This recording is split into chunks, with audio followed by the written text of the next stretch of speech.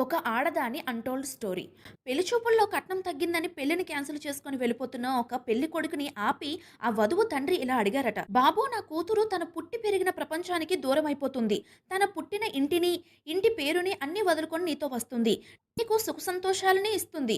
Even మీ తల్లిదండ్రులు ముసలి కాలంలో వాళ్ళకి సేవలు కూడా చేస్తుంది. అనుకోకుండా రేపు నీకు ఏదైనా అయితే తల్లడిల్లిపోతుంది.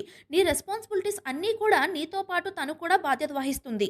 డెలివరీ టైంలో తను చనిపోయే అవకాశం ఉంటుంది అని తెలిసినా కూడా 9 నెలలు మోసి నీ పిల్లల్ని కంటుంది. నీ పిల్లల్ని ఒళ్ళో పెట్టుకొని మరీ పెంచుతుంది. వాళ్ళు ఏమైనా తప్పు చేస్తే ఆ తప్పు తనపై వేసుకుంటుంది. ఇంట్లో అందరికన్నా ముందు లెగిచి అన్ని పనులు చేసి నీలానే ఉద్యోగానికి కూడా వెళ్తుంది. ఇన్ని చెయ్యబోయే నా కూతుర్ని నలుగురిలో పెట్టి కట్నం తగ్గిందని వెళ్ళిపోతున్నావే, ఇదేవైనా బాగుందా అని అడిగారట. ఒక్కసారి నా బిడ్డ స్థానంలో, నా స్థానంలో ఉండి ఆలోచించు బాబు. అప్పుడు నా కష్టం ఏంటో తెలుస్తుంది అని అన్నారట. అంకుల్, మీకొక ఫోన్ కావాలి. ఒక ఐఫోన్ స్టోర్‌కి వెళ్తారు. ₹1,00,000 అని చెప్తారు. ఒక వివో కానీ, సామ్‌సంగ్ స్టోర్‌కి గాని వెళ్తారు. 10,000 అని చెప్తారు. అదేంటి? ఏదైనా ఫోనే కదా మాట్లాడుకోవడానికి కావాలి, సెల్ చూసుకోవడానికి కదా కావాలి అని ఐఫోన్ వాడి దగ్గరికి వెళ్లి 10,000కి ఇమ్మంటే ఇస్తారా?